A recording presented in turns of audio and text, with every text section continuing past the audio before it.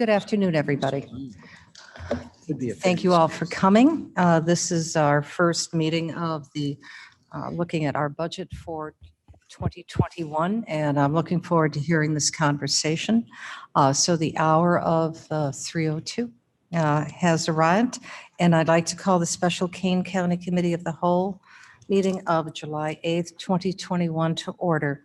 Clerk, would you please call the roll? Allen. Allen, present. Bates. Present. Berman. Berman here. Brown. Brown here. Davis. Ford. Present. Frost. Here. Iqbal. Iqbal present. Gums. Gums here. Kenyon. Here. Caius. Caius present. Kopi. Leonard. Leonard here. Lewis. Martin. Martin present. Molina. Molina present. Sanchez.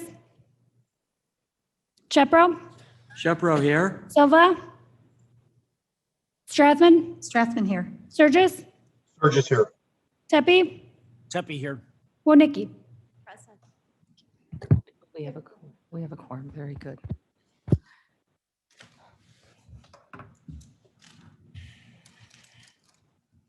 Mr. Martin, could you please lead us in the Pledge of Allegiance? I pledge allegiance to the flag of the United States of America and to the republic for which it stands, one nation under God, indivisible, with liberty and justice for all.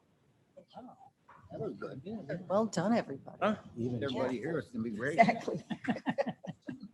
You've been practicing.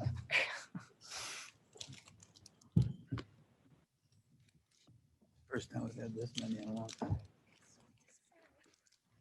May I have a motion and a second to approve the minutes of the June 22nd, 2021 meeting? Bates moves. Shepro. Shepro and Bates, seconds. Are there any thoughts or changes or edits to those minutes? Hearing none, clerk, please call the roll. Allen. Allen, aye. Bates. Bates, aye. Berman. Berman, yes. Brown. Davis. Ford. Frost. Yes. Iqbal. Iqbal, yes. Gums. Gums, yes. Kenyon. Yes. Caius. Caius, yes. Kopi. Leonard. Lewis. Martin. Martin, yes. Molina. Molina, yes. Sanchez. Shepro. Shepro, yes. Silva. Strathman. Strathman, yes. Sturgis. Burgess, yes. Tepe. Tepe, yes. Wonicky. Yes. Okay, very good. Minutes are approved. Is there any public comment from those in the audience? Is there any public comment from anybody online? Seeing none, we'll move on to our presentations. And we'll begin with a revenue forecast. But before we do that, I want to remind all of our presenters, with the exemption of the financial report, that I would like to limit you all to about 5 minutes so that we all have equitable time to present, so we're not staying here, because I know there's much to talk about, much to think about and to consider. But otherwise, we'll be here for late in the afternoon into the evening. So if you can, please be succinct with your comments. And as you can see, and I will show this to you. Sorry. This is the book we have to go through today. And there'll be several other meetings similar to this. So we are very much aware of your reporting, and it will be looked at, it will be studied as we go forward. So thank you. You may begin. Thank you so much. My name is Erica Wagner. I'm the Assistant Finance Director, and I'll be presenting the reports today for on behalf of the Finance Department. And I'd just like to first start out on behalf of the Finance Department. I would like to thank all the offices and departments that we've been working with on the initial budget reviews and all the hard work that's gone into putting these budgets together and getting them into New World up to this point. And then also, we'd like to thank the county board for just your patience and understanding as you listen to all these presentations and as we navigate this process. So thank you very much. First presentation is the general fund revenue forecast. And this presentation is just to give us an initial idea of what the fiscal year 22 general, oh, maybe I should switch.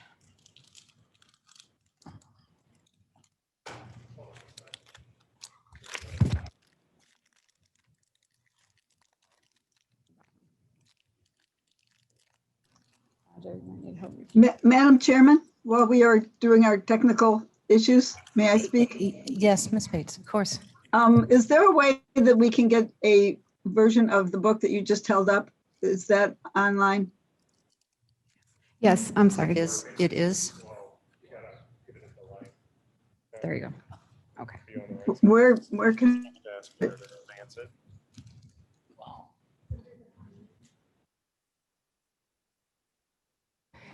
Go to the finance department on our website, and it's under there. Thank you. Thank you very much. I'll proceed. So this presentation is just to give us an initial idea of what the, Just 1 minute. Could you, Blair, could you possibly send that link out on the chat so that everybody can just copy it and paste it if they want to take a look at it? Well, bless your heart. Oh, and it'll be coming in just a second. Thank you, Madam Chairman. oh, department budget reports. Okay. Okay, sorry. One more time. This presentation is to give us an initial idea of what the fiscal year 2022 general fund revenue might look like based on the updated 2021 revenue forecast that was recently provided by the offices and departments. I think we asked all the offices and departments, and I believe they came in around the end of April, to just go back and look at the fiscal year 2021 revenue and let us know if it was coming in as they had expected it to, just so we could use those figures to try to derive the 2022 forecast. What is of note on this first slide is that if you can look in the general revenue areas there, the sales tax RTA, income tax, local use tax, personal property replacement tax, those have all, if you look at the 2021 forecasted amount and the changes from the 2021 budget to 2022 forecast amount, that those are all coming in greater than we had initially anticipated. So what that is telling us is that that it's rebounding much quicker than we had anticipated from the pandemic. So that's something to note there. These next slides are all,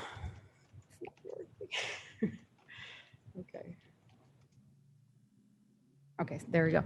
These next slides all have all the detail of all the revenues. So if we can look through that, and I'm not going to go through that individually, but if anyone has any questions, I might be able to help. But if we keep going to where we get to this slide, where we look at the total general fund revenue there at the bottom, what we will see is the 2021 revenue forecast came in almost pretty close to what the 2021 budgeted revenue was, about 151,000 more. The 2022 revenue forecast is coming in about 5.5 million less than the 2021 revenue budget. And this indicates to us that the fiscal year 2022 budget will begin with a minimum of a $5.5 million budget gap to close, and that's not including any increases in expenditures. What is important to note with that as well is that this is a forecast. It isn't anything, it's not what the revenues are budgeted in 2022 at this time. And it does not include any use of special reserve funds or property tax freeze protection funds at this time. And we have used those in the past to balance the budget. So what this is only stripping it down to level 0 to show where we might be beginning. And be happy to answer any questions that anyone has regarding the forecast. Yes. Is there a reason for the, Microphone, please. is there a reason for, John Martin, is there a reason for the anticipated decrease? It's all detailed there on the slides. So Well, right, but I mean, is there some across the board thing? I mean, did we get revenue via CARES Act stuff that filled some gaps? well, mainly if you look at the transfer to other funds, just in the general fund revenue, because we didn't include any of that in there, what I just spoke about, we didn't include any of the special reserve money that we used to balance it last time. That's automatically 10 million less. So, Okay. I mean, this is just, like I said, stripping this down to the lowest level to get to just where we may start at. Okay, thank you. Okay. Mr. Shepro? I think it's this maybe the same question. So the forecast of the decrease does not include the federal money that, Correct. It does not include that. Yeah. Mr. Tepe? Where did the $10 million come from? Mr. Tepe, your microphone, please. Where did the $10 million come from that showed the transfer? That was from the FY21 budget, and that was about, $10 million came from, it came from a combination of the Property Tax Freeze Protection Fund, and I believe the COVID savings is where that came from. Because that would account for more than the, Correct. And we're just stripping this down to the basics, not using any of that at this time. Okay. This is just the forecast. Okay. Okay, great. Next presentation is we will move on to the general fund, general revenue budget. So this is what's actually, oops.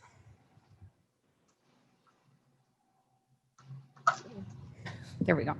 So this is what's actually been budgeted for the general fund, general revenue in the fiscal year 22 budget as of right now. So we'll go through this individually. Okay, so for the general fund property tax revenue, I'm sorry. Oh, I thought somebody was asking a question.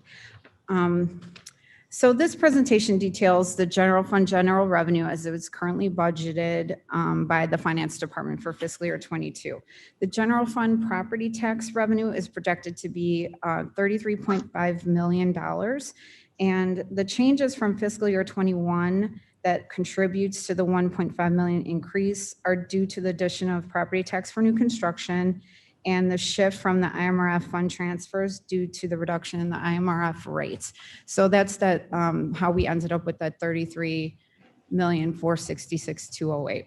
And the change, the 1.4 million, isn't due to anything else other than those items detailed there, the property tax increase for new construction, the shift from the IMRF fund, shifts from insurance liability and shift from FICA fund.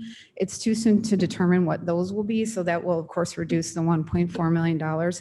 And then the average property tax uncollectible amount that we always budget in there is how we got to the $33.4 million.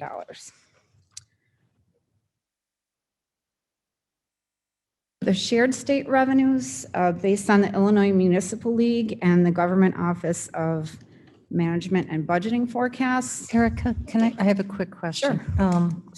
The IMRF fund, is that a continual savings or is that a one-time savings? No, this is a one-time savings based on the reduction that we have been notified of. I think last year there was a big increase there the year before. So yeah, this is not, this is kind of unusual. So yeah. Mhm. Okay. Yes, Mr. Shepro. just to follow up to that. So the $1 million is not a fund transfer. It's a transfer of what would otherwise be levied for that fund. Right. Well, it's basically that much less that we have to use of property taxes to For fund that. the IMRF fund. Yeah. So it's like less of a transfer that we have to do. So, yep. Okay. Okay, so the shared state revenues, the sales tax is estimated at 17.8 million. The 10% total of the RTA sales tax that goes to the general fund is budgeted at 1.9 million. Income tax, 6.9 million. Local use tax, 2.7 million. And personal property replacement tax, 1.7 million.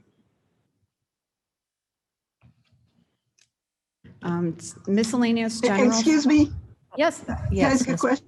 is that Ms. Bates? What is that personal property replacement tax? It's a tax that's collected by the states. I could do some research Okay. and give you some more information. All right. I don't know Okay. offhand what it is. But Okay, Okay. it's income. All right. thanks. Yes. It's the good kind. Okay, thank you. Okay, the next several slides are some just miscellaneous general fund, general revenue. And I won't go through all of these because this slide coming up kind of is the summary of all of that. And oops, get to that page. And what to note here is the actual general fund general revenue budget for fiscal year 22 as of now is 65.5 million.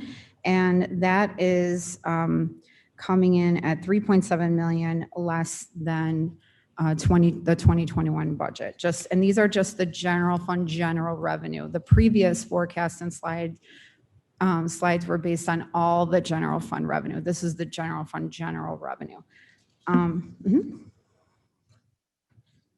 Yep. Okay. Okay, this next slide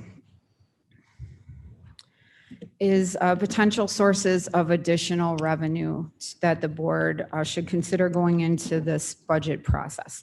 So the first one is a property tax increase limited to the CPI increase. And that's the consumer price index. And that amount is 1.4% as indicated by the Illinois Department of Revenue.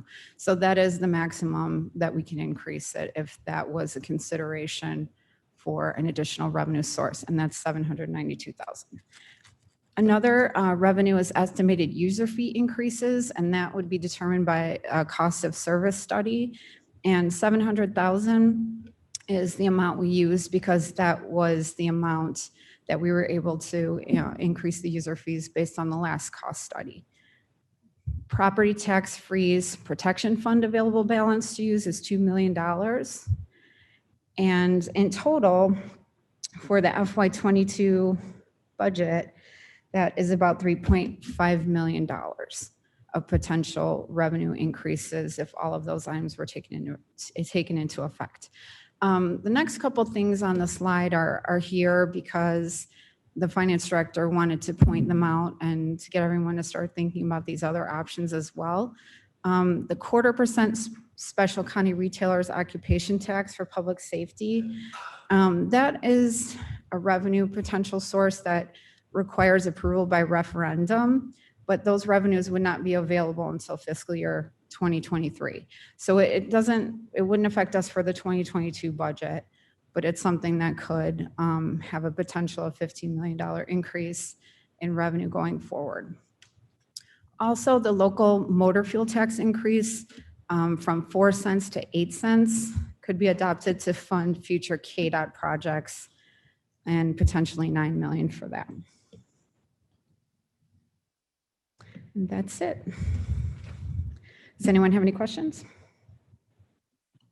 I do. On the property tax increase, on a $100,000 property, what would that be on the average? I can find that out. I don't know what that is. 1.4%. Yeah. I guess, yeah. 1.4. Dollars, $14. So Okay. 14. So that would be $28.42 per year Right. increase on a $300,000 home. No, it Yep. would be an increase in the taxes, not based on the value. Yeah, it's Yeah, the assessment. The assessed value. Yeah, well, that's what I meant. $100,000 assessed 4% increase on that. on the assessed value. Okay. So how much was it? Depends on your tax bill. 1.4%. 1.4% on the assessed value. So if your assessed value is $100,000, it'll be $14. $14. A year? Yes, 140. 140. Yes. And she brought me good coffee. No, it's 14 brown here. 14. Does this revenue include any TIF projects that would be expiring during that fiscal year throughout the county? I don't believe it does. Oh, wait, let me see. If we go to the property tax. I don't think it does. It includes the tax for new construction. I don't know that it includes any TIF, but I'll find that out for you. That's what I thought. Yeah, that's what I thought. So it would not even be $140. It'd be 1.4% Percent counties, which is about tax portion, mhm, which is what, 5%? 4. All right, say 4%. 4%. So $14 might be pretty You accurate. got a Yeah, $10,000 tax bill and 5% of it's county, you'd have 1.4% of that 5%. Yes, Okay. 0.7%, yeah.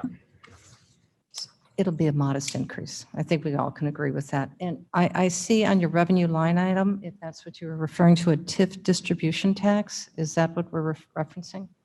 I was wondering what that was. I'm glad you brought that up, but I also had the same question that I asked. at the Oh, same yes, time. I'm sorry. It's 7,000 there. And that's it's miscellaneous general fund revenue. So that is part of the budget. I see it. So those are TIF projects that are expiring that new money is coming in for revenue. It's county's portion of the TIF property tax based on the lowest recent collection. I can ask. I will find out further about your It's a question. county portion of what was put Right. into the tip. But as Mr. Leonard pointed out, that is a tiny percentage of the total tax bill. Right. Okay. Okay. Okay, thank you so much. Some of those TIF districts could conceivably be extended as well. We'd have to find out. Right, but if the extension would have to be applied for and voted on by the state legislators months in advance. So if it hasn't already been done, then a TIF district that's expiring would be recognized now. I mean, the city councils have the authority to extend. But they have to do a hearing. For an extension, it has to go to the state legislators, I believe. We'll talk offline. Okay. Madam Chairman, question, please. Yes, Ms. Bates. I think it has a quick answer. So the second to the, so there is a potential budget of 65 million and a half, but then there's these possible, this potential general fund additional revenues, so that $18 million could be added to the $65 million as our budget. Yes, so as of right now, the 2022 proposed budget is $65 million. And that's a deficit from the 2021 budget of 3.7 million. So that's something that theoretically we'll probably have to make up somewhere. But the potential sources of additional revenue for 2022 are only 3.5 million, because the 15.25 million is something that we wouldn't see that would come into effect until fiscal year 2023. So those top And- three would be the, okay, thanks a lot. Yes. That's exactly correct. All right, are there any further questions? Okay, so here we begin. Recorder's Office. This is Sandy Wagner. I'm the recorder. And I trust that the template is up so that you all can see it. I'm sorry, Sandy, I didn't quite make you out. Yeah, she's saying. Okay. Oh, it's up. It's up online. Indeed, it is. Okay. Okay, great. The recorder's office is fully funded by fees, and that's what we based our revenue on. The fees that are charged to record a document. And so our projection for 2022 is $3,633,500, which is a little bit higher than what we are doing this year. That's our revenue.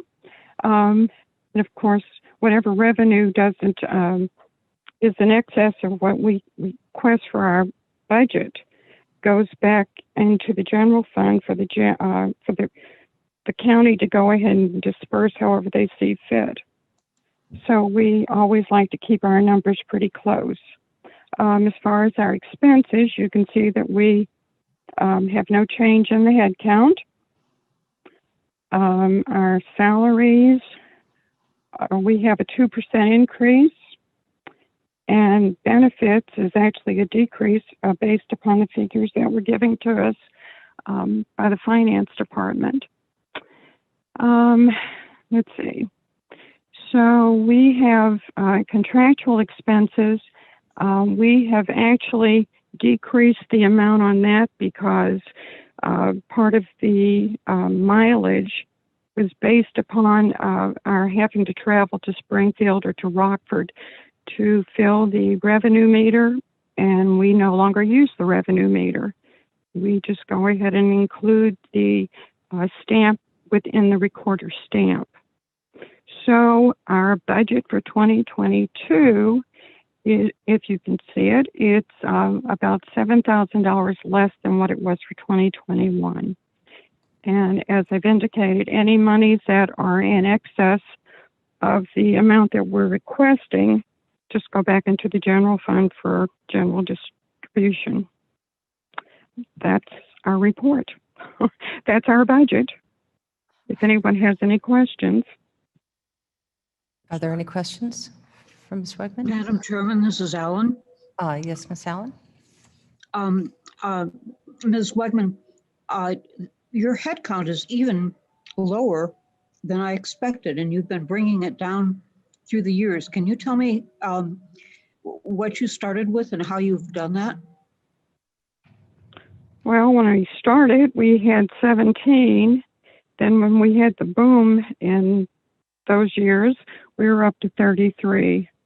And since that time, as we have slowed down, we've had people leave through attrition. We've just not replaced anyone. We've just gone ahead and added a few more documents to each of the recorder's desks. Thanks. Part of the reason I asked that question is it frequently comes up with the board that we pay attention to replacement of personnel. And I think in general, it's our hope that if we are to lose headcount throughout the county, it would be because people retire and we discover that we don't necessarily need to replace them, usually because our IT, that technology has become so good that fewer people end up doing more work. So Sandy, I think your office just proves that. It may not be the rule throughout the county, but sometimes it does work out that way. And Ms. Wegman's office is one where I think that proves to be true. Thanks for the hard work, Sandy. You're welcome. Thank you. Are there any other questions? Okay, very good. Thank you, Ms. Wegman. Short and Thank sweet you. and elegant. Thank you. Thank you.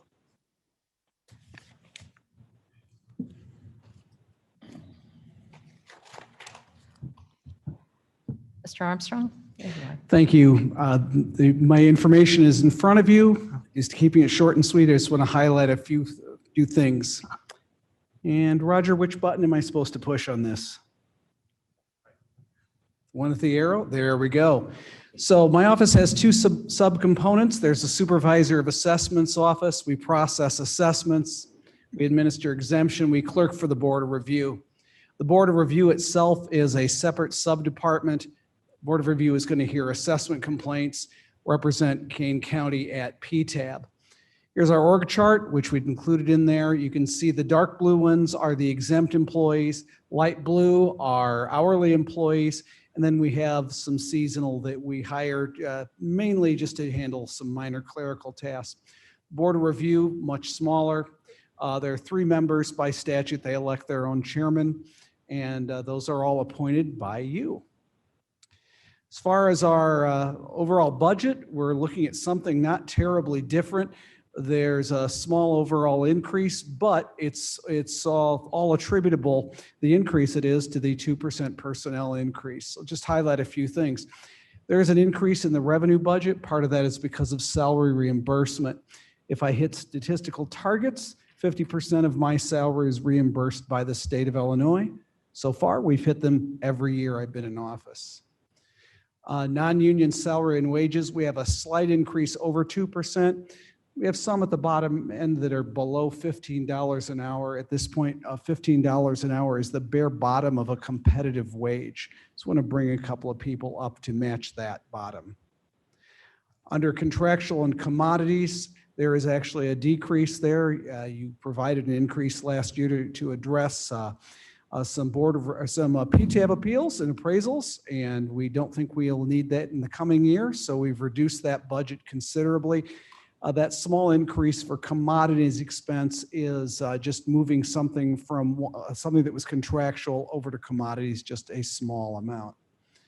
So in summary, the net change to the general fund is plus $10,651, and that's 0.9%. One thing I do want to let you know, look, as you're looking at future projections, as you look forward to fiscal year 2023, there is going to be a considerable increase coming, and that's in account number 53070, legal printing. When I come to you from a year from now, I'm going to ask you for an increase of about $126,000. And that's because every 4 years, we need to publish every parcel in the county in the newspaper. That publication rate is set by statute at 80 cents a parcel. We cannot avoid it. We can't avoid paying for it. We can't even negotiate, and if we have 2 newspapers qualify, decide which one gives us the better deal. By statute, we have to pay that exact amount. So unless that law changes, that's what we'll be looking for next year. If you look back to 2019, we saw the big increase that year, and then it dropped off going into 2020 again. We would expect that to look the same over the next 4-year period. That I'll be happy to answer any questions anyone has. Does anybody have any questions? And How many parcels are, oh, please, go ahead. how many parcels are we talking about?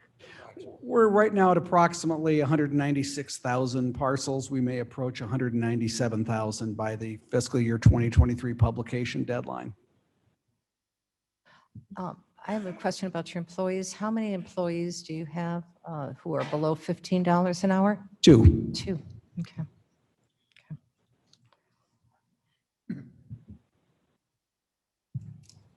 Any other questions? Thank you very much. Thank you.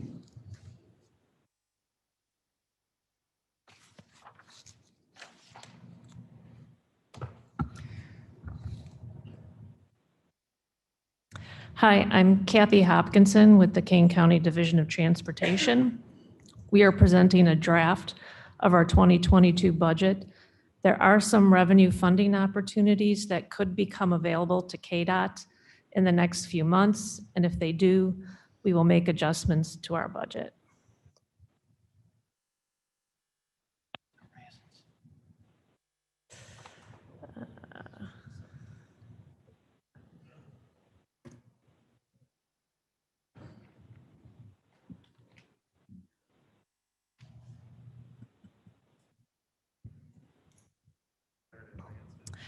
The guiding principles for our department are public safety, leveraging our local funds with federal and state funds, and supporting economic development via Kane County's road and bridge network. Next slide, please. Our proposed 22 transportation budget, here's a snapshot of that budget. It's a $106 million budget, which is an increase of 20 million compared to 2021. Capital projects are the predominant component of our budget, and this 2022 budget includes approximately 33 million for Longmeadow and 10.5 million for final payments to IDOT on completed projects where IDOT hasn't sent us the final bill yet. Our property taxes and motor fuel taxes, we are not budgeting an increase. Our local option motor fuel taxes are budgeted at a slight decrease compared to the prior year.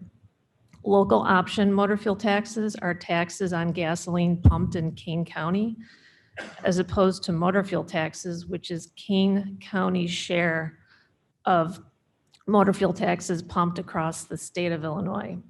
So whereas motor fuel taxes are rebounding across the state, they're still sluggish, quite a bit sluggish in Kane County. The RTA sales tax, we're projecting a slight increase, although still below fiscal 2019. And our grants, fiscal 22 is the final year where we will be receiving our Rebuild Illinois grant funds, which total $17 million. Our final payment in 2022 will be $5.7 million. Next slide. KDOT uses 19 funds for all of our activities, 6 special revenue funds, and 13 capital projects funds. We are not part of the county's general fund.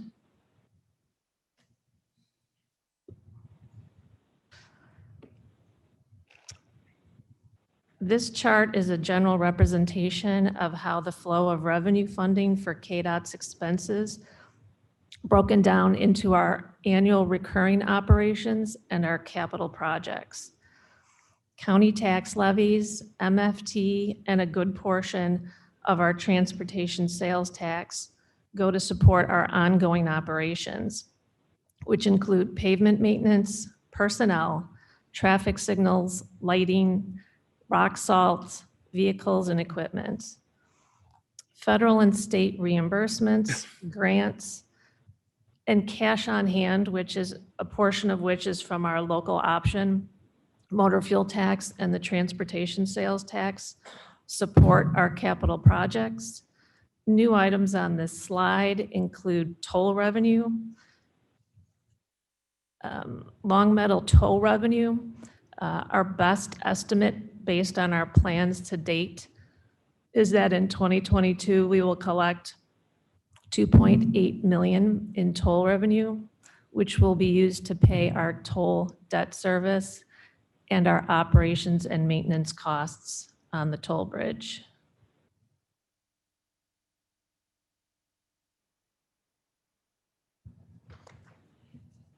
Capital projects represent 75% of our budget. Capital projects include not only our road and bridge construction and our bridge maintenance, but also the debt service on our Longmeadow toll revenue bonds. Capital projects are multi-year projects that can take 5 years or longer and are broken into phases, 3 phases of engineering, right-of-way and land acquisition costs, and construction costs. So project readiness drives our budget. And if you ever look at our budget and actual, you will notice that if our project is not ready based on our best plans and estimates, we will move it forward to a future year. The budget that we put together for the county represents KDOT's share of project costs. And some of our projects, we partner with the state of Illinois. And we will pay some of the costs and the state will pay some of the costs. For engineering costs, when we partner with the state, the county hires an engineering firm and pays the costs to the engineering firm, and then we seek reimbursement from IDOT. For the construction portion of that project, the state will hire the contractor to do the construction and then submit a bill to KDOT for our share. Highlights of our, again, of our revenue. Property taxes and motor fuel, no increase proposed. Local option, 3.01% decrease due to driving changes. and use of gasoline. Our transportation sales tax is a 12.56 projected increase, although still below 2019 actual. And toll revenue, and I think I covered the rest of that. On the expense side, we are budgeting a 3.1% increase over 2021. KDOT has 68 employees proposed in our 2022 budget, which includes one additional position. Our employees are housed in two different funds. Fund 300, which are our non-union employees, and Fund 302, our motor fuel tax fund, which are our contractual employees. We have budgeted a brand new position in our Fund 300. It's called Ride in Cane Program Coordinator, a newer program that we're entering into for public transportation. And we're very close to securing some federal funds to operate this program. We are projecting no change in our overtime expenses compared to prior year. Our employee benefits, it's a 1.1% decrease compared to the 2021 budget, which is primarily driven by the decrease in the employer contribution for IMRF. It was over 8% last year, and it's 6.73% for 2022. Our contractual services, we have a 26% increase, primarily due to our engineering and consulting services. Commodities, we have a 4.6% increase, which is primarily driven by a slight increase in rock salt pricing for 2022. And our capital costs represent a 23.6% increase. As I mentioned a few moments ago, the county often participates with the state on projects. And while our county budget only includes the county's costs, this particular slide presents both the county's costs and the state's costs.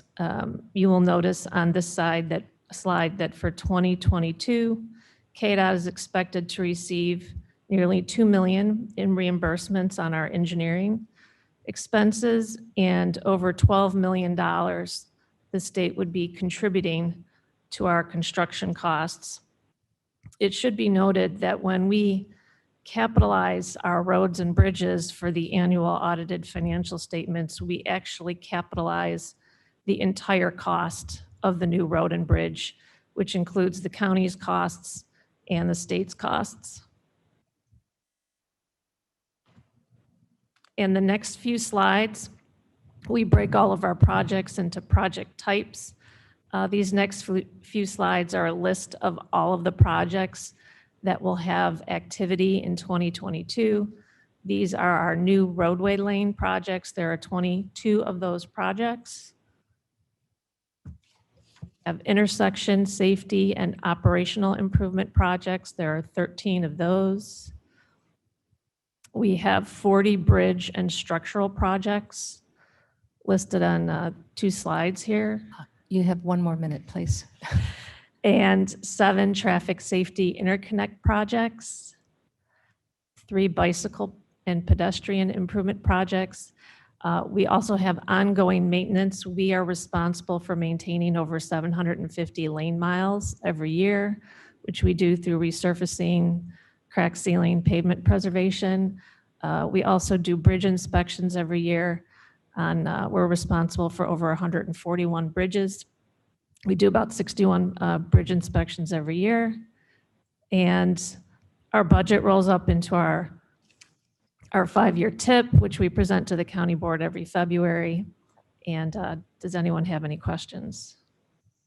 Are there any questions for this robust budget? None? Very good. Thank you so much. Thanks. Great detail. Did you? Can you, did you see discussion questions with the old truck on this? Delightful. Okay. Hello, I'm Jamie Labrillo. I'm the Interim Executive Director of Human Resource Management. Human Resources staff primarily covers two large buckets of work. I'm proposing a slight reorganization of existing staff to streamline, and in the process, I'm cutting headcount by half. We had a part-time file person that it was an open position, so no one's losing a job, but we are not going to rehire that part-time position to assist with filing. I believe our streamlining of these positions will allow that to happen with no loss of function for the Human Resources Department. Two primary buckets include benefits administration. So we manage the benefits for over 1,300 employees, but we also manage benefits for retirees, COBRA participants, and family members. We actually manage the benefits for actually over 2,300 individuals. We provide all of the reconciliation for those benefit charges. In addition to that, we have additional benefits like deferred compensation, employee assistance plan, and open enrollment, the biometric screening and wellness programs, and ensure compliance with a lot of regulations associated with the benefits plans, including COBRA, HIPAA regulations. We also conduct IMRF benefit management services, tuition reimbursement, and track employee training. The second bucket would be workforce management. That would include workers' compensation, OSHA reporting, coverage, insurance certificate coverages for the liability insurance, as well as all personnel management issues such as disciplinary procedures, applications of policy, and making sure that all human resources policies are updated and compliant with ever-changing laws around human resources. Our budget's pretty straightforward. It lies primarily in salary and wages. The adjustments I've made to salary and wages do leave essentially a flat, it's a 0.56% change, so flat salary from year to year. There was a decrease in the benefits. We do split those over insurance, liability, and human resources, so maintaining that proper split resulted in a decrease in the benefits expenses. The contractual expenses is reduced because we had some temporary help budgeted in a previous year that I've reduced, as I don't believe we'll need it in next year at the same level. The commodities expense that you see is an increase. That's primarily for compliance posters that are posted at every site and in every county office where we have employees working. Those are required by law. They're labor posters, and they include required information for employees. Those need to be updated annually, and as the county grows and we have additional sites, we do need to order more posters to make sure that we are maintaining compliance with our employee notifications. Overall, the budget actually shows an $8,000 decrease over 2021. Did anyone have any questions? Are there any questions? None? Thank you very much.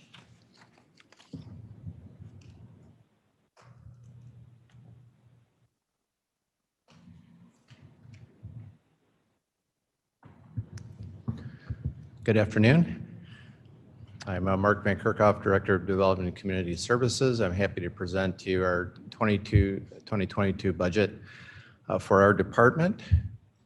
Just to give you a quick overview of what our team does, we do building and zoning, code enforcement, administrative adjudication for the unincorporated area.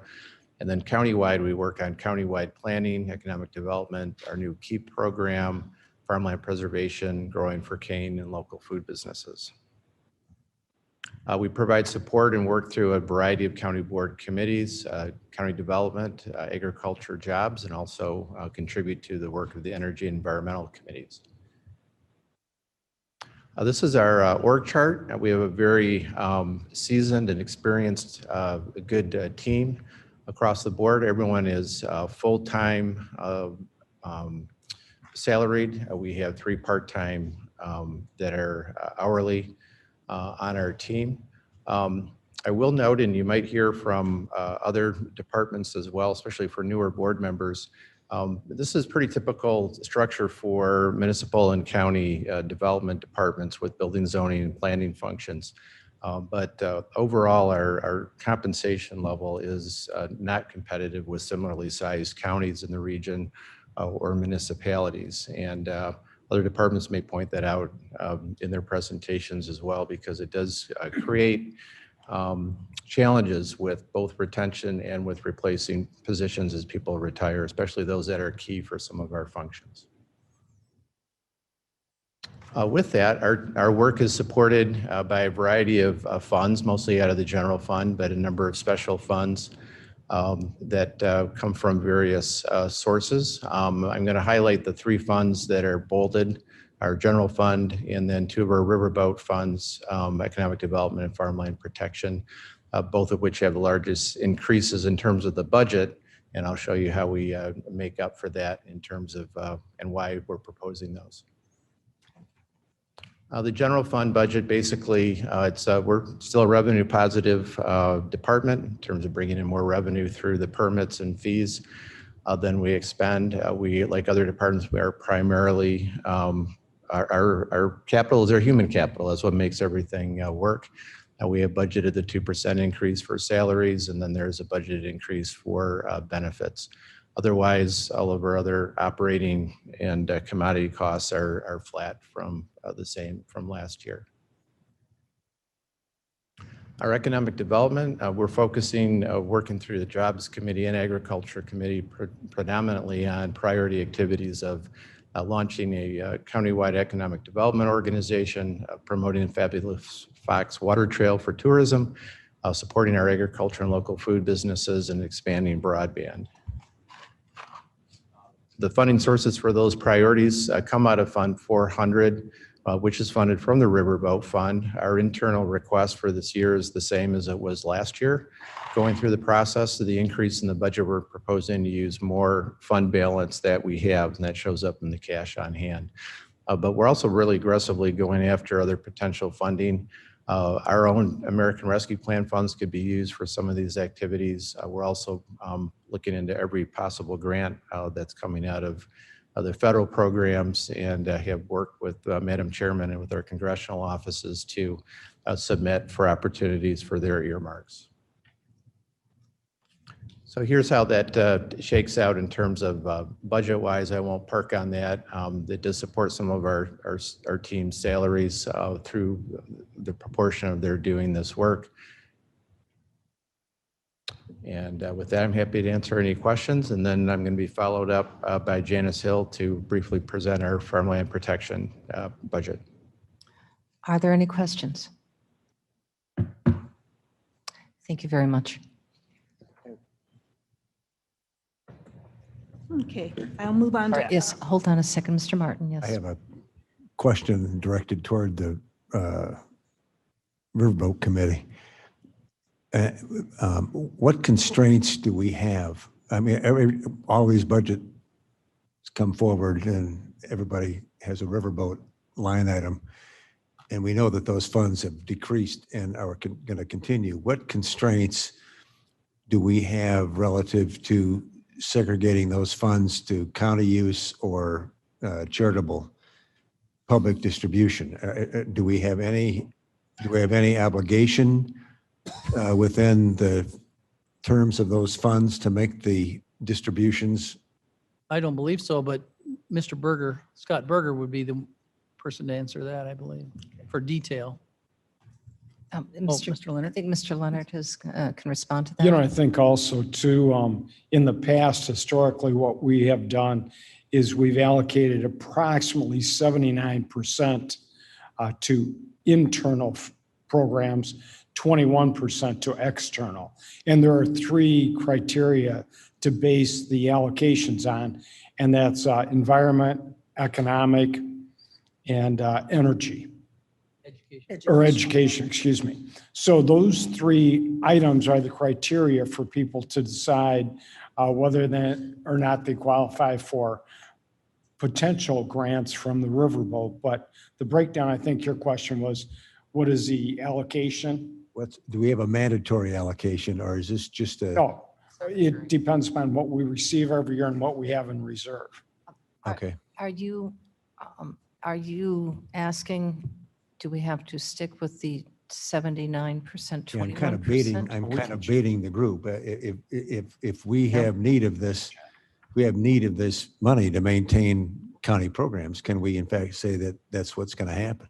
Well, we've already allocated, I don't mean to speak for the chairman of the committee, but we've already allocated money to the external grants. So the only money left now is internal money. I understand that, but moving forward, as that fund continues to decrease or we place further demands on it, can we just simply say, this is all going to be retained by the county now for our programs? I think Mr. Kios can Yes, answer we that. can do that. That's at the discretion of the committee. Okay, The thank you. tradition has been I to do understand the, what we, but but I just wanted to know but the- what our latitude We was. could change it. we have complete or entire latitude, whatever we want to do with it. Okay, thank you. This- Is there any other questions?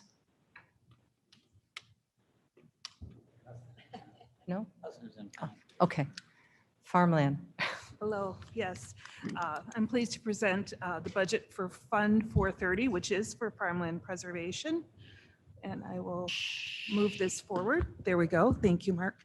This is a threshold year for the program, the 20th anniversary, Ordinance 0167, which created the program. And after that, then Fund 430 was created to capture federal funds for the program. This is a special fund.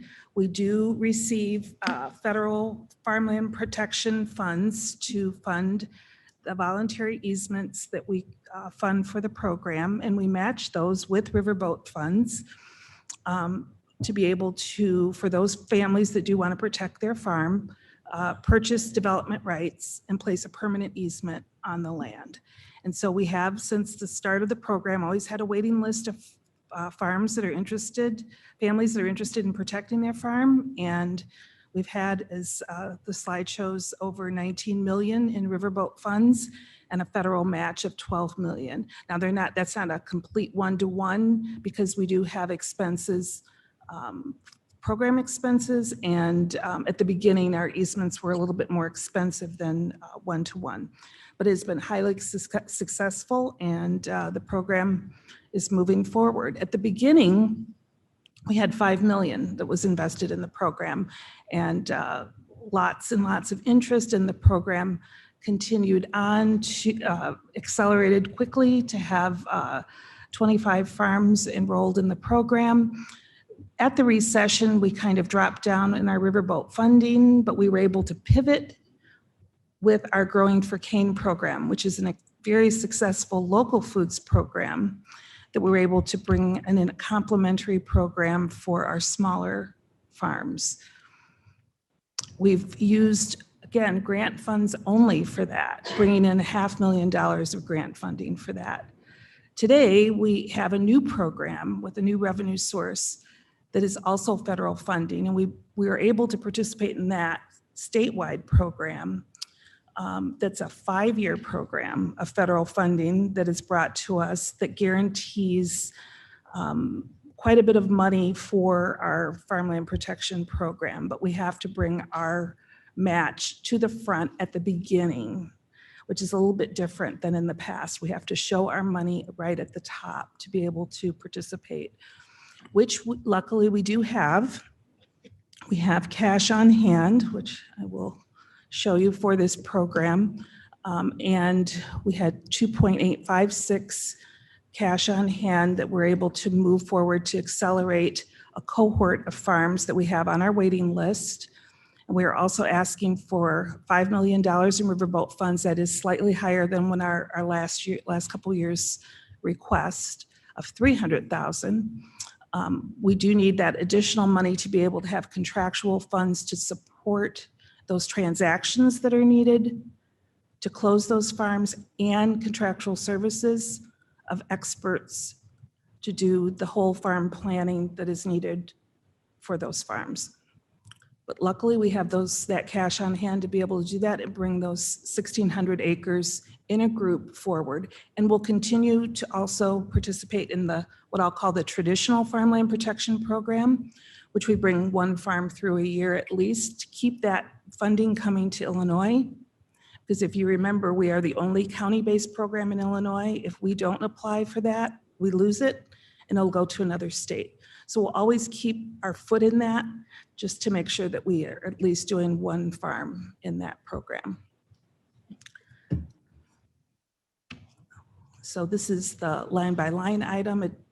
Budget does kind of look a little dramatic until you realize that we do have that cash on hand and that we'll be doing that new program to bring the cohort through. But it's very lucky for us to be able to participate in that statewide federal program and have more federal dollars come back to Kane County. Are there any questions? Mr. Shepro. The funding for the easements comes from Riverboat. The expenses come from general fund? No, Or no, also no from money at all Riverboat? from general fund. So really, for purposes of our budget, you don't cost us anything. Correct. Except for your salary. Almost a, No salary, all that's Riverboat too. Everything from Riverboat, nothing from general fund at all. and we're up to, if we get another 1,600, we're up to about a third of a township preserved. Yeah, we're trying, right.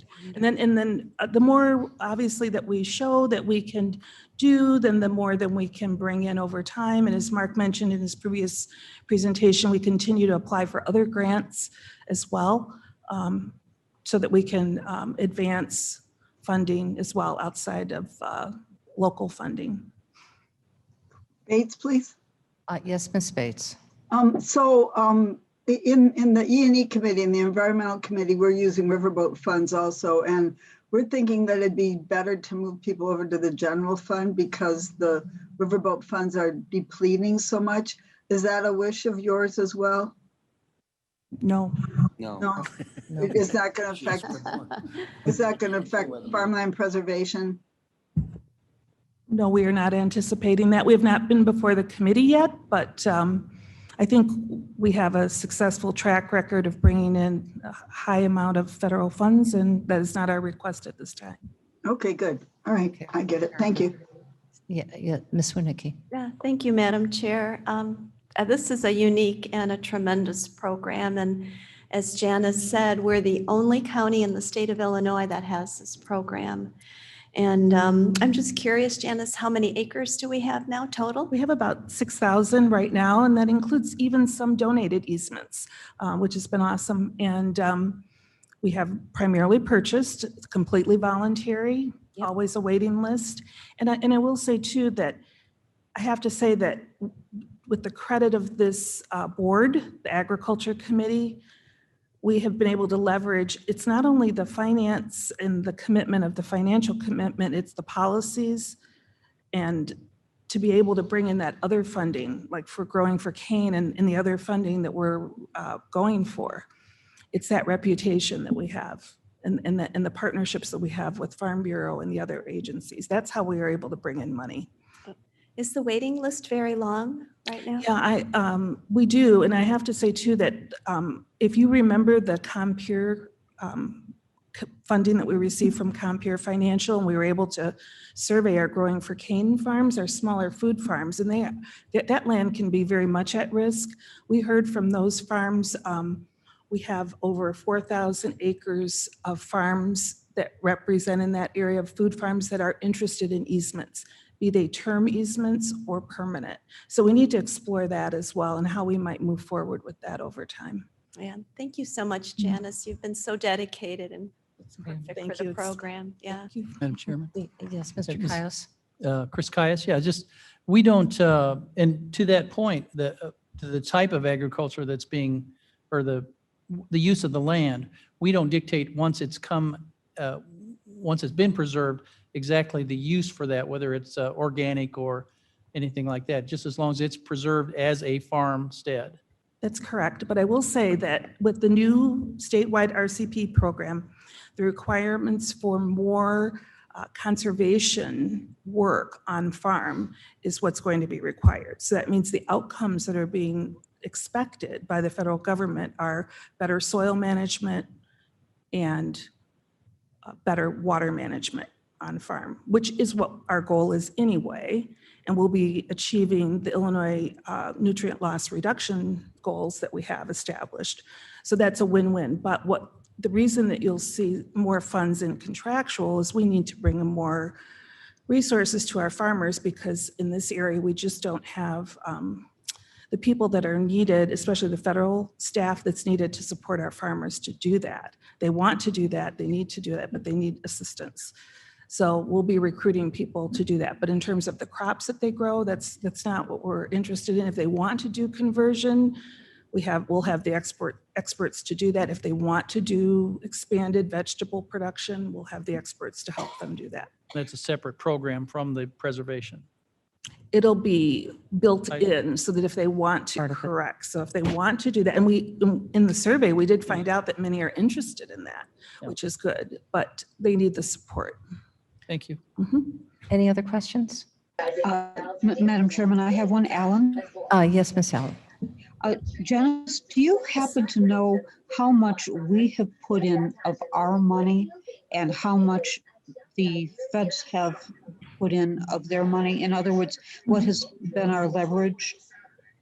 Right. I believe that the total as of, it was 2020, 19 million from the county overall in Riverboat, and then 12 roughly from the feds. But I will say that does not include growing for cane, and that's not updated to 2021 federal commitments. And okay, thanks. Keep in mind that our budgets don't align. So I could go back and work on that a little bit and refine it for you for the next ag committee. But our money is riverboat and no general fund. Correct. No general funds. That's riverboat money, right?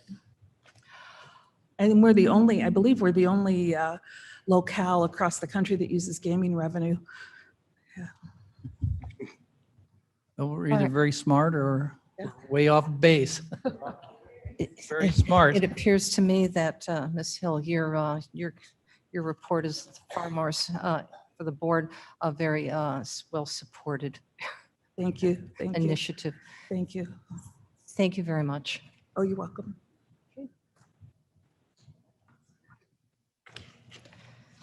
Health Department is next. Well, good afternoon. Does anybody need to get up and stretch? Is that advice from the health department? No, I know when sometimes you sit for a while and then you stand up, it makes you feel good. So I'm Kathy Foster. I'm the interim executive director for the health department. And forward, you said, Roger, right? Exercise equipment. Oh, I might have advanced it too much. Human resources, or do we skip them? Did I sleep through human resources, or do we skip them? Oh, you slept through it. No. Yes, you did. Real short.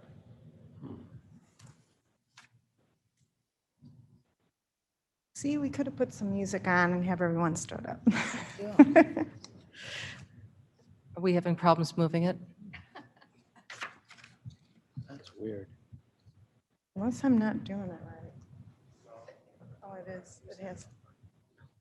Unshare and then share again. Stop sharing and then start sharing. What does she mean? Stop sharing and then start.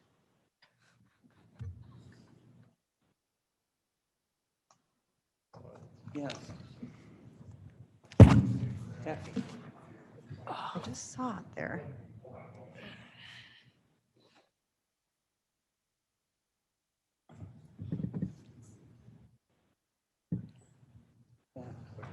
Everybody get up. Okay. No. I think we ought to stretch. I told you, stretch, stretch. Yeah. Why don't they use the lithium batteries? Musical chairs. Yeah, I had something use lithium batteries. There we go. Here we go. Okay, here we are. Oh, I see it. Okay. Okay, we're beginning, everybody. Okay. We're gonna. So when You I ready? do this again, it'll work. You're not just tell Blair and how it ran. Oh, just tell him to advance it? Okay. All right. So let's go to the next slide.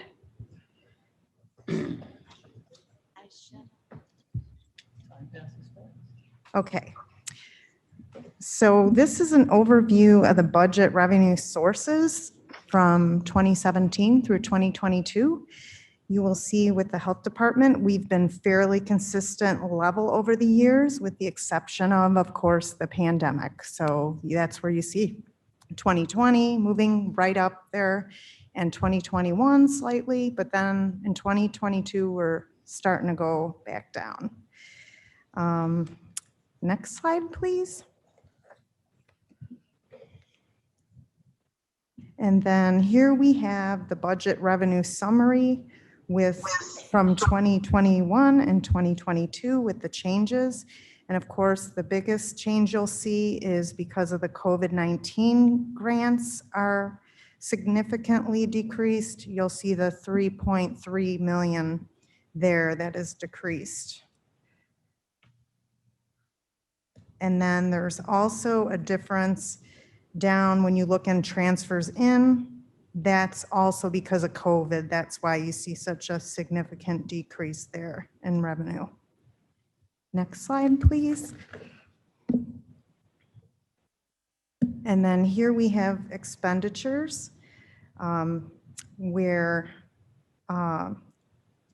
COVID-19, of course, impacted all three areas of personnel, contractual, and commodities, which is like an example is mitigation supplies. Next slide, please. And this is the busy one, sorry. The next one coming up. Okay, so there's a lot here. So bottom line, what to see here is you'll see that total revenues and expenditures are reduced by 4.6 million. So basically, if we don't get grants or we don't have grants, we don't spend the grants. So we have in our head count a reduction from 76 to 71, and that's because of some reduction in funding. Let's see, and we do have in the COVID-related expenses, we do have the 81,788. Wait, I might be reading that wrong.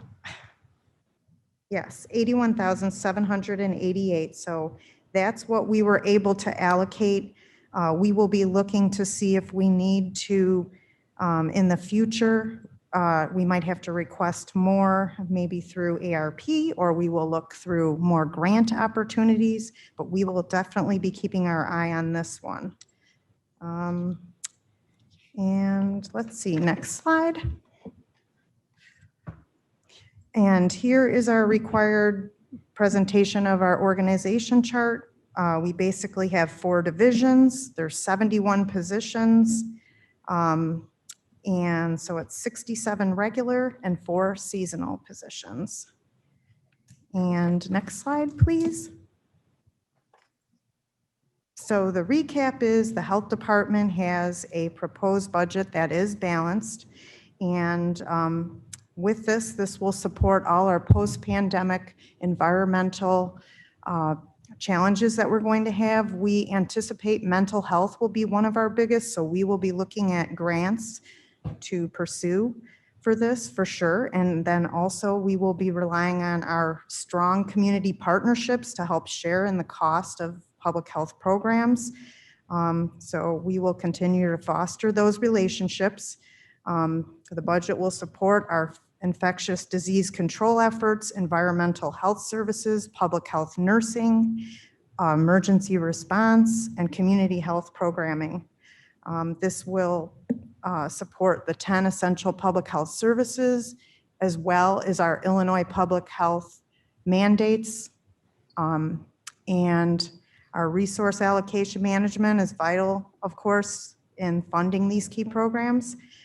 We continue to research again for grants and appreciate that we get opportunities from all of you to point us in some good directions too. And we still plan on making continuous improvements. So is there any questions? Yes, Mr. Shepro. When you reported the grant money, did that include the CARES Act grant money or just other grants? That is definitely COVID monies, I believe, because I do not believe we've had any other reductions in grants. And I believe Canal is on, if that is not correct. Canal, are you online? Yes, I am. Can you respond to that, please? Yes, the majority of that, the 3 million is a reduction in contact tracing grant from the state of Illinois, which is still federal money, as well as mass vaccination grant that is going away as well. So those were not money that came out of our CARES Act funding? No, those were reflected from 19 to 20, at least 20 to 21. I have a question, if I may, about compensation. When you have figured out this budget, are you including the new director as well as your salary? And I noticed that there's 4 vacant positions. Have all of those salaries been included in this budget? Yes, that's correct, right, Canal? That is correct. Yes, Mr. Tepe. What you're saying, Canal, is that pronouncing your name correctly? Okay.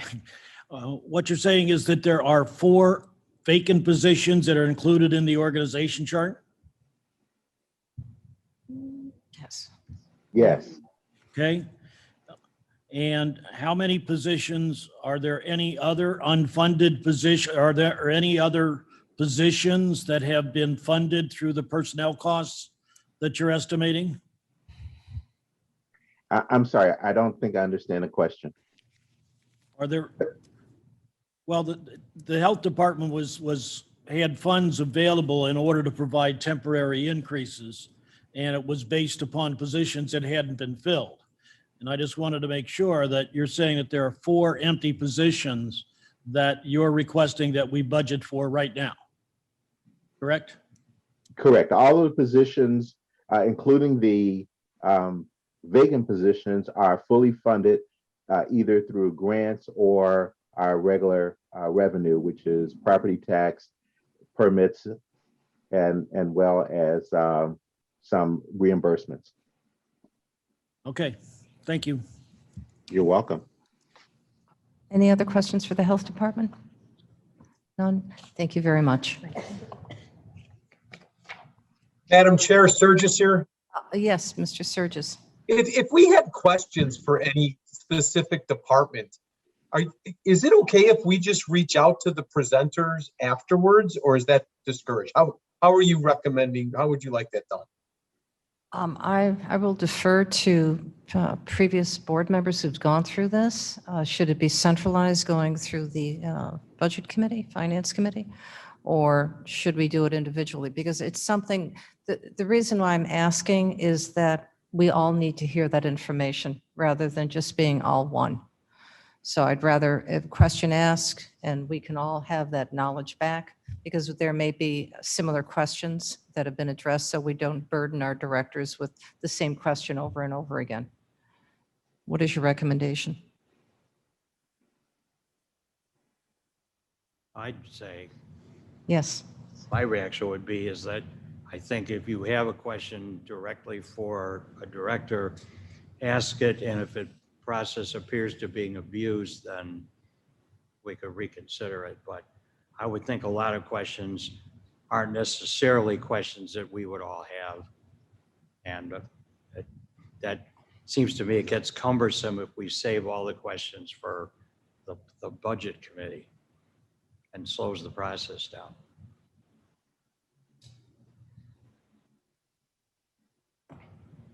Yes. Yeah, my goal is just not to upset anybody. If I ask somebody directly, Oh, no offense. It's just the process. Yeah, I agree with Ken. If we have questions, we reach out to the presenters or somebody in their department.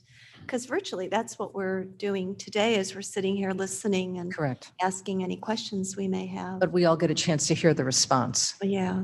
I mean, that's the only difference, is that we're all clear on what that, because it may be a matter that we go, oh, okay, we all have further understanding of that issue. Mhm. So perhaps what we can do is if I can defer that, and Mr. Sturgis, and let me think about that for just a few seconds and kind of poll some of our directors, and we can just get back to you with what would be a best practice, because some of us are new to this process with the budgeting, and I want to make sure that we all gain the same knowledge that you have had from more experienced members who've gone through it. thanks so much. Appreciate it. Oh, thank you for the question. Madam Chairman, Yes. Caius, I have a question for Director Foster. When we're looking at the org chart, you said there's 4 positions that are vacant that are included in the budget, but I'm looking at the positions in the org charts here. If I'm looking at the right thing, I see 1, 2, 3, 4, 5, 6, 7. 6, 7, okay. That are listed, at least 7 that are listed as vacant. Yes. So. Are they, I'm just trying to understand that if the org chart is, or how that corresponds to what you're saying. Yeah, so we have 2 public health nurses. We have the MRC coordinator, workforce development specialist, the deputy executive director. Moving down to. I'm not counting, but I'm just. It's more than 4. The names. So, Oh, and we have environmental health practitioners right, there's, that are open. Actually, now we have 3 because we just had one that resigned, so. I'm counting, yeah, of all those, I wasn't reading them off, but yeah.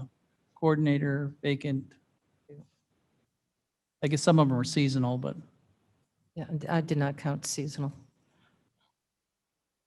And you said the Yeah. environmental health practitioner, you Yeah, recently we- hired somebody, or did they resign? We just had someone resign, so now we have 3. So that's 3. So we'll be going to public health committee. they're to- all in the budget, the ones 6. that are vacant here. Yes. Yeah, then, so they're going to be added as time allows and availability of employers or employees. Yes, and hopefully we'll be able to hire them because we'll see. Okay. Thank you. Oh, thanks. So there seem to be 6 vacancies that I can see here, besides the one that is facilities assistant, which is seasonal. All right, animal control. Good morning, everyone. How is everyone today? While we run through this real quick, just to remind everybody, animal control is a special revenue, independent from the health department. So we are not part of the health department's budget. Beautiful. If you're bored, you can read through some of these slides. I won't waste your time. Expenses and revenues are up this coming year. This gets a little tedious. I find it's a little easier to read like this. The major change in charge for services, part of this is decrease in fees, services, expenses first, of course. We have one of our contractual employees just became part-time deputy administrator. Reason for this was actually due to the DEA requirements of the way we position count and what we have on hand for our controlled substances. So that position was actually moved over into the expenses and into the revenue. So we'll see that here in a second in expenses size. And then the charge for services that increased due to the tag fees that are coming out for the 1 and 3 year resolution that is coming through the board this month. Expenditures, there we see our personnel has gone up slightly, and bringing that deputy administrator position in for our veterinarian is where that comes through. Contractual services is still slightly up, and then our transfer to other funds is our other big jump for the year. We do not have any capital expense this year, which is fantastic. Our position count remains the same. 4 of these positions are part-time. The deputy administrator is part-time, and 2 of our kennel positions are part-time. That's our weekend staff. Other than that, animal control continues to collect our fees in a timely fashion, which is so important. Those tag fees are about 98% of our revenue every single year. Due to increased fees and continued dedication to our community to offer the best services possible, raising of these tag fees is so important. And it was $2 on the neutered less than 1 year, $5 on the non-neutered, and that's also going to encourage people to neuter their pets, which is huge. We continue to remain one of the lowest counties. We have not raised our tag fees in 10 years. Before that, it was 3. So we went 10 years without raising our tag fees. We have the lowest tag fees of all the collar counties. Even with this raise, we will continue to have some of the lowest tag fees. One of the things our county has that no one else has is that's a free tax for those seniors. That accounts for about a $70,000 plus loss per year, but that is a service we are going to fight to continue to keep here in Kane County because we find it so important. Part of the reason we run those low-cost vaccine clinics every single year, those 6 clinics, is for that senior group. And our numbers of seniors coming to that clinic every single year is growing. This year alone, we've already passed our senior numbers from last year, and we're only halfway through our clinics. So we will continue to support the senior community and their pets in this community, and that's why it's so important we do what we do. Does anybody have any questions for me? I think Kane County is incredibly generous, both in the property tax as well as the tag fees to our seniors, and that is to be commended. And it is a growing population and one that is on a fixed budget line for many, many of our seniors. So thank you for that. But I do have one question. Of course. The services that are provided by our by the animal control, are they comparable to other similar agencies within other counties? Yes. Taking away Cook County out of it, yes, we provide the same services. We're mainly, so the top 3 things we do are the rabies tag enforcement and ensuring vaccination for rabies. Number 2 is bites through all of Kane County. Number 3 is stray dogs in unincorporated Kane County. Then we are contracted with municipalities. This is very similar to every county animal control. They operate the same way. Actually, there are a lot of counties that do not have any of those contracts we actually carry. They just focus 100% on unincorporated. So, but given the collar counties, we are exactly on par with what they do. Very good. And you also take a look at farm animals, is that correct as well, to make sure that they're healthy and well? There is a complaint, we will go out and do a well-being check, yes. Okay. Okay. Are there any questions? No, thank you. Thank you. And I will be coming to visit you soon.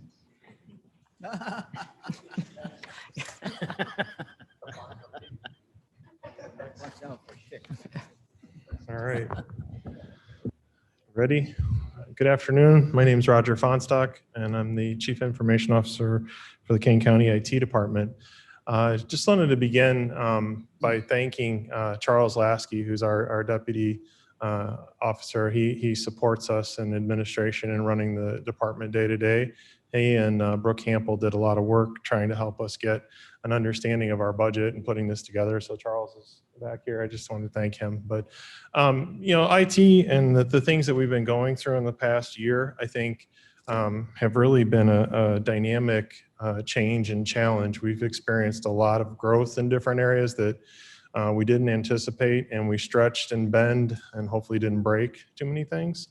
But that's kind of where we're at right now. So you're going to see some things in this budget proposal that involve new employees and some places where we feel we are sorely understaffed. We face some of the same challenges that other offices face with you know, turnover and salary compensation challenges, but we also have areas that are growing rapidly and have demands for technology The least of, or I guess some of the areas like the courts and judiciary that we provide support to, public safety, the health department this past year, we could only hope that things can slow down and get a normal pace, but it's moving fast. So these are some things that we're projecting that are based on what we see as far as the growth. So the first slide that we have is kind of our structure and organization.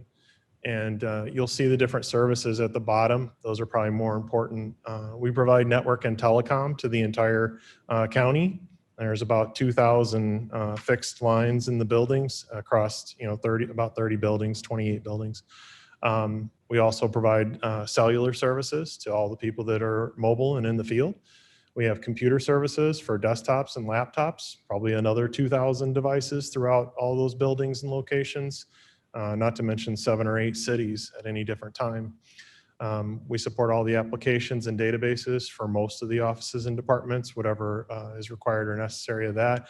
I believe right now in terms of the servers and databases, we're hovering around 700 servers, and I'm not sure exactly the count of databases, but it's a lot of information that's managed for offices and departments.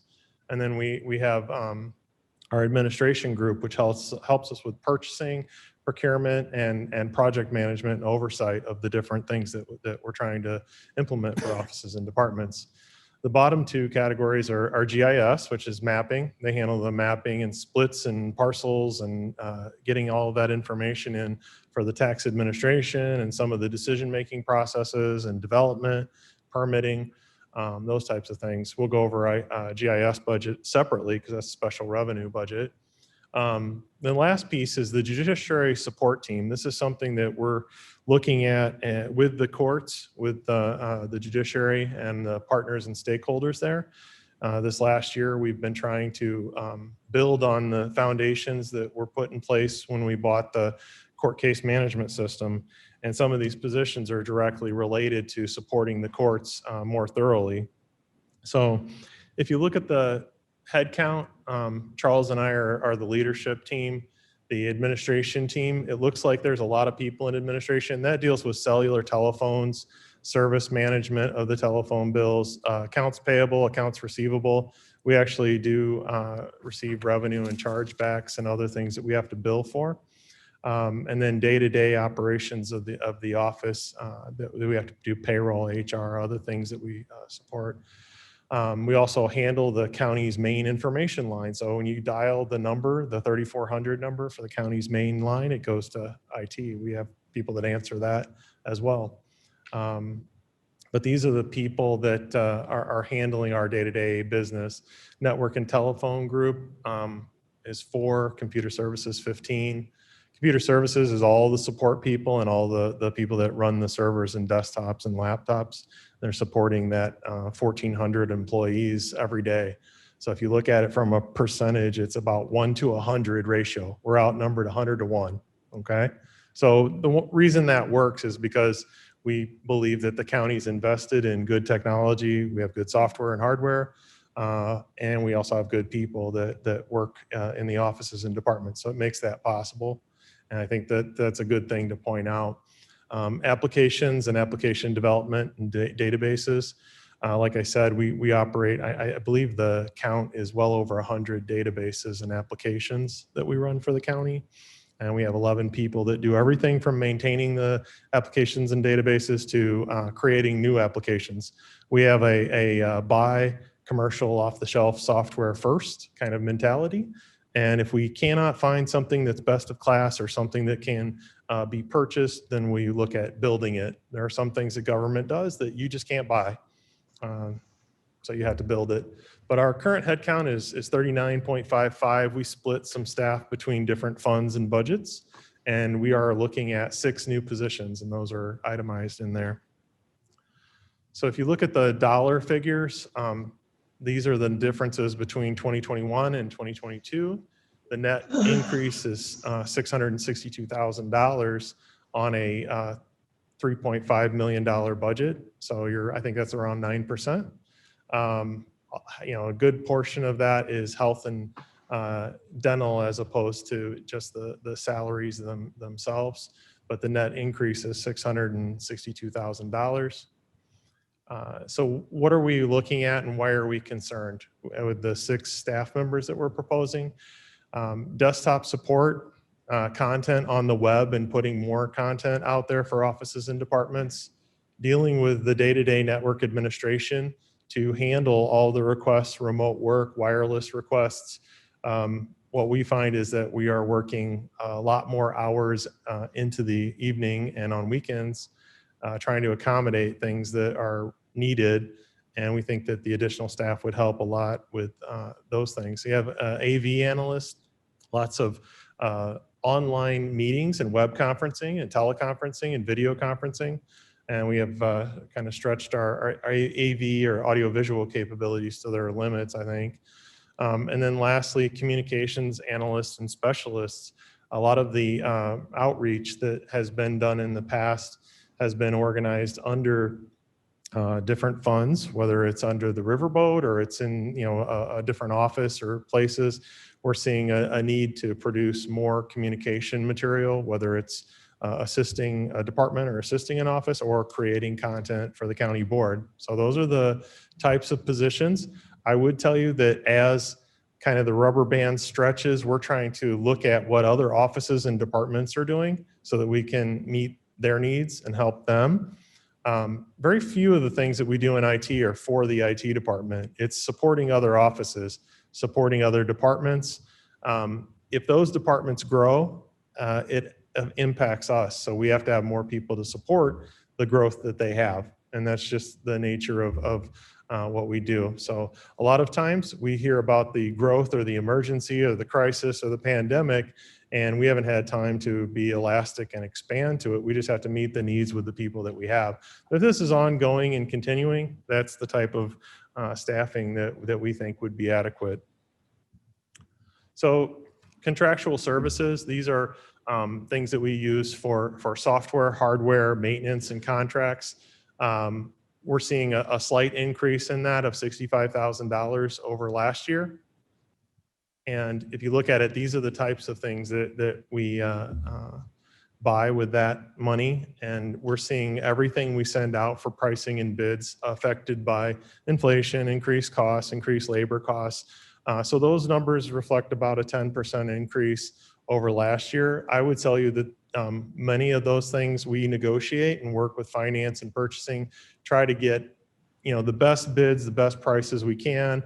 And sometimes we're successful at even getting lower rates. So a lot of that's preliminary until we get the bids, but we're anticipating 10% difference.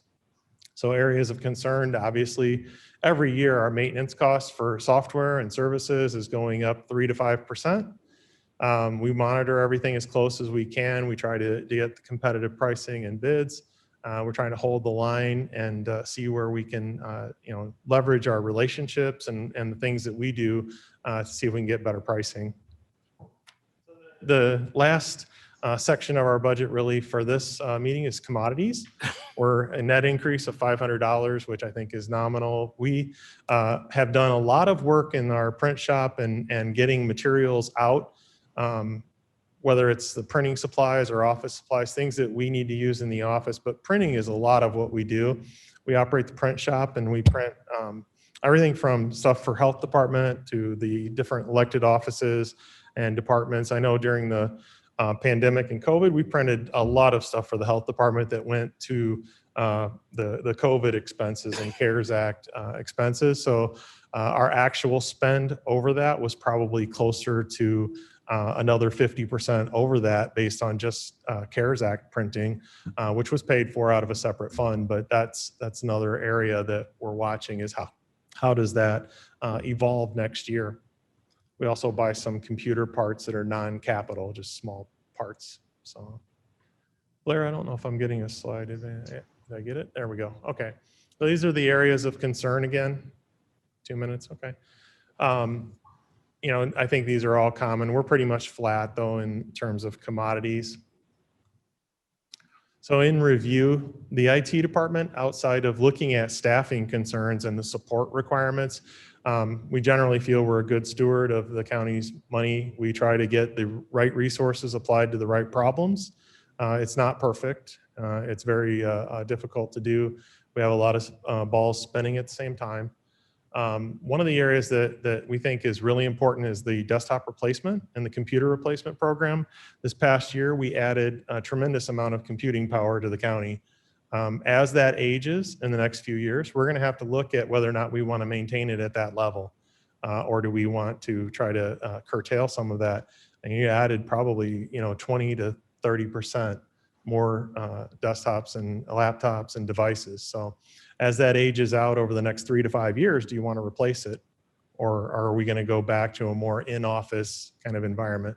That's something we're monitoring. It doesn't affect us as much this year as it will next year and the year after as it ages out. This computer equipment is designed to run 3 to 5 years for the most part. So you have a year or two to kind of gear up to decide how you want to handle those offices, but that's something to consider. The last item I think is just backups and security and cybersecurity is a constant issue for us.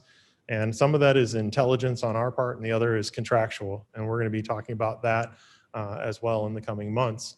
I mentioned the staffing and contract negotiations already. So I think that's the end of our slides. This is our total budget net increase, $729,000 on the total budget of 4.285 from last year. So if you have any questions, these are the charts that the finance asked us to fill out for Fund 060.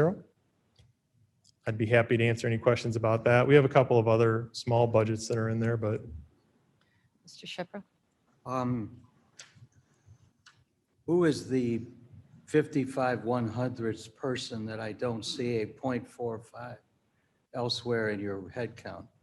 So that person would be funded from another fund, and we're only paying 0.55 out of IT, out of general fund, and the special revenue maybe is from 127 fund or GIS fund. I think that one, Charles, was that GIS?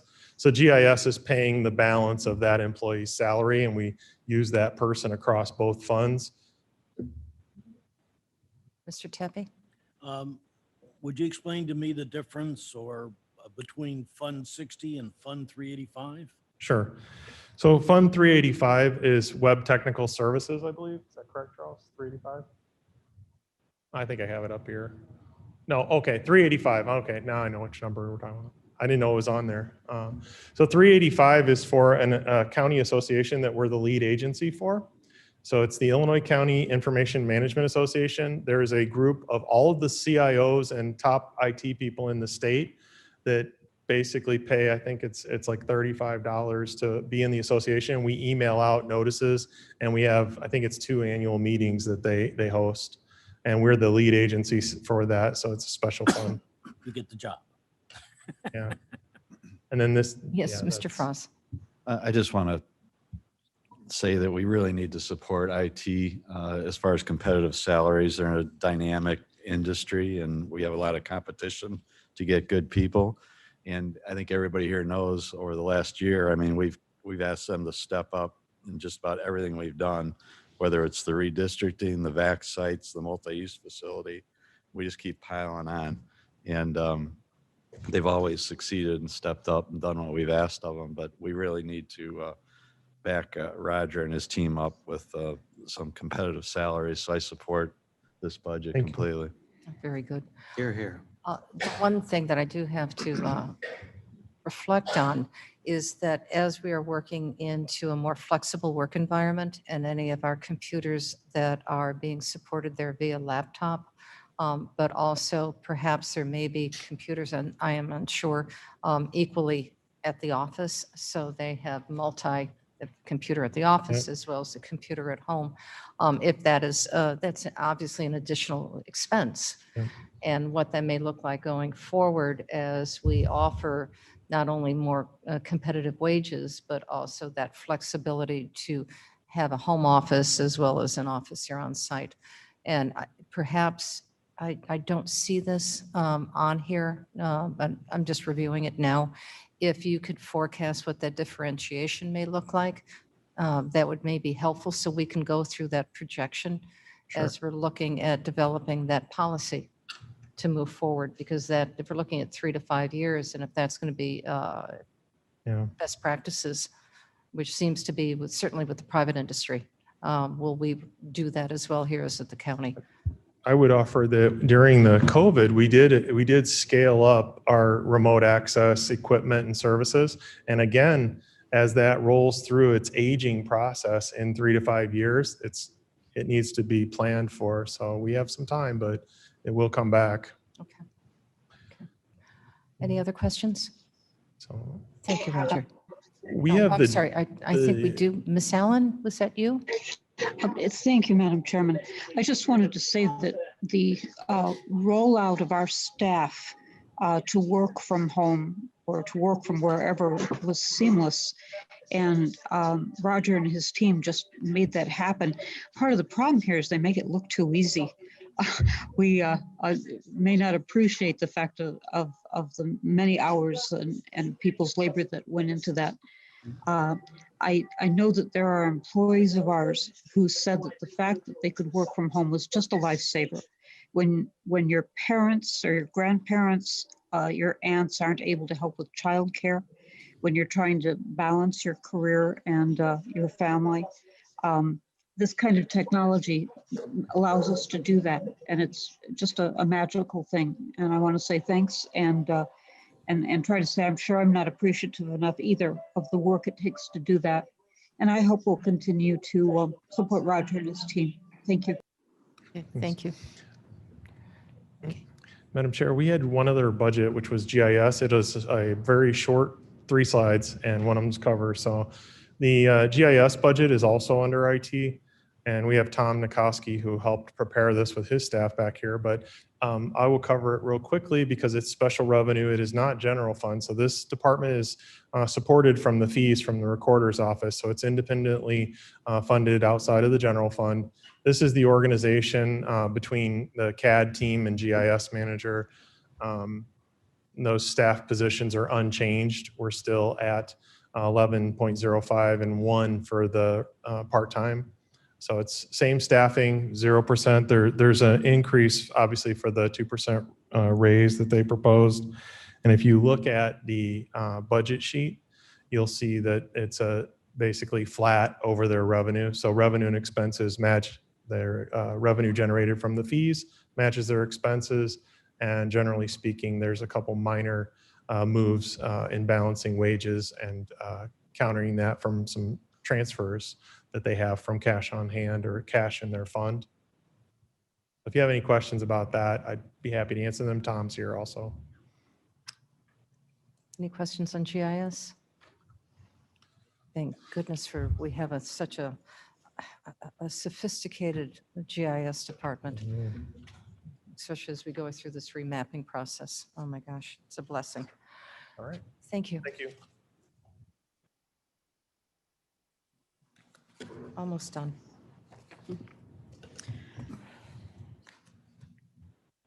Ready.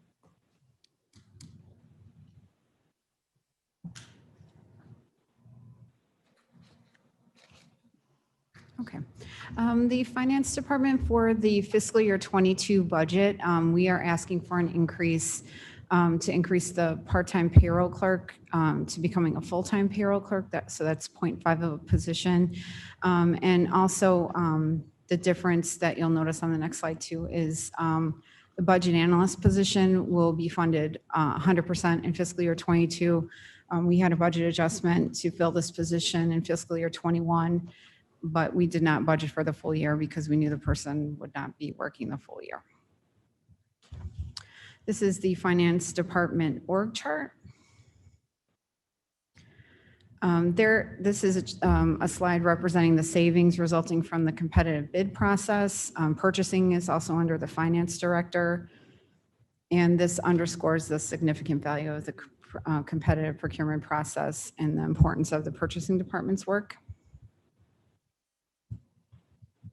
This is our budget summary. You'll notice some slight changes there. Our full budget for fiscal year 21 is $1,326,021.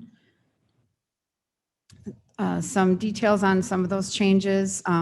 As I had previously mentioned, the budget analyst position increasing from a partial year to a full year, converting part-time payroll clerk to full-time. And in the contractual services area, the additional expenses are additional audit expenses required for an audit conversion of agency funds to custodial funds and special revenue funds. And we are reducing that budget also because we're not budgeting any transition audits. None are expected for next year. And there's a slight increase for copier maintenance training related to the new full-time employee who would be payroll and will require certification, membership fees, and office supplies.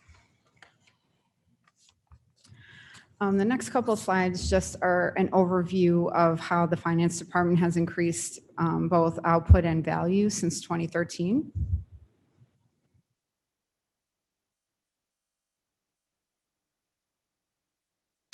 This slide talks about how the finance department has played a key role in balancing the budget. And the thing to note here is the average net growth of 2.7% on that chart, the growth in our net position. And basically what that highlights is the difference between assets and liabilities. So assets being capital and infrastructure and liabilities being debt. And as a result, and that's directly correlated to the results of a structurally balanced budget and is also a good indicator of the county's strong financial position. And the finance department has been absorbing our ever-increasing workload the only way that we can, and that's just by working unpaid overtime to improve the quality of service, strengthen internal controls, reduce costs, and of course, to work within our budget constraints. Some new projects that we're working on in 2021 and beyond will be anticipating, as we have with the CARES Act fund that's still funding that's still continuing. We're anticipating assisting at some level the county board in administrating the American Rescue Plan funding, working with the outside auditors for GASB 84 pronouncement, which is basically changing, it's a rule by the Government Accounting Standards Board, basically changing how we have to account and report for agency funds. Those are changing. We'll be working with our outside auditors on GASB 87, and that's to change how lease expenditures and revenues are accounted for and reported. And then we have a module in our current financial software that we're hoping to implement called Position Control, and it will help us view and report differently personnel costs for the budget process. Any questions? Well, I think we all thank the finance department for your diligence and volunteering and commitment to work for the county. I know that your whole department has put in long hours, not only with the CARE Act money, but also handling our finances. So thank you so much for that. And it is well appreciated. And I want to publicly make sure that we all thank you for all of that. Burning the midnight oil for sure. Last but not least, debt service. Mhm.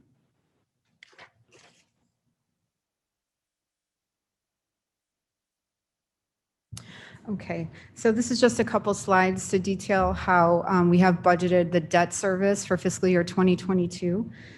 First slide is for Fund 610, and this is in relation to the series 2020 bonds for the multi-use facility. The first 5 years of the payments for this bond are interest only, and this is going to be the second year, 2022, of those 5 years.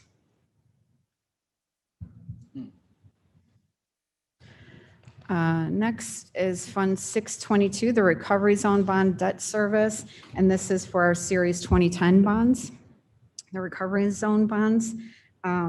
These bonds are actually continuing into 2030, I believe. The majority of them ended this year. We have 3 municipalities left that are still paying for their portion of the bonds and the debt service. And in 2030 that will end. So it's significantly decreased. We still have a few that are will be continuing on. JJC, AJC refunding debt service. This is Fund 623. This is for our Series 2013 bonds. And we have about 4 more years left, including fiscal year 22 on this debt service.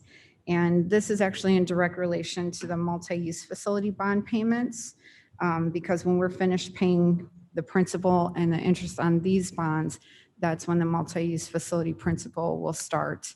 And that was specifically designed to work that way.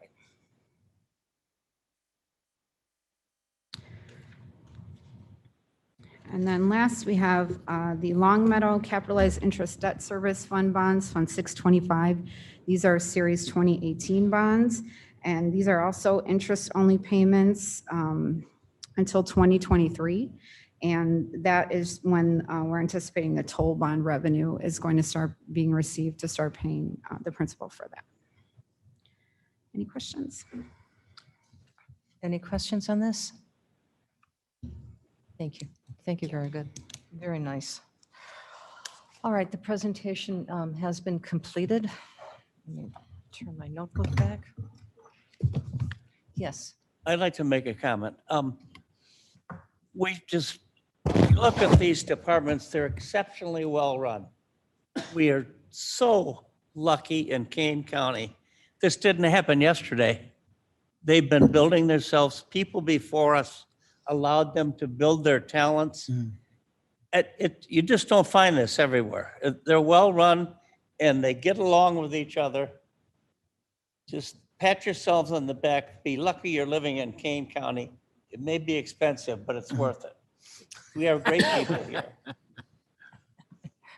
And they, every department head that I've had the opportunity to work with has been outstanding. And staff as well, my staff has been absolutely extraordinary. And I agree with you 100% that we are very, very fortunate to have such great staff. And their dedication to Kane County is evident in the fineness of all of their work. So we are going to have to take care of our people so we don't be the training ground for everybody else. That's one thing we have to remember. We have to compensate them. In money and time off and things like that. Let's hear the rest of the report. And we've got two more presentations to go through. And then we can sit back and play with some numbers. 2, 3 more? Definitely 2, 3. So we're done. 2 more. Not today. No. Okay. So we got done in 2 hours, not bad. Yes. Since Mr. Kenyon made the speech, I will make the motion to adjourn. Thank you very much. Do I have a second? Guys. Mr. Caius. We are adjourned. Clerk, please call the roll. All in You don't have favor? to. We don't have to. Aye. Aye. Ayes. Okay.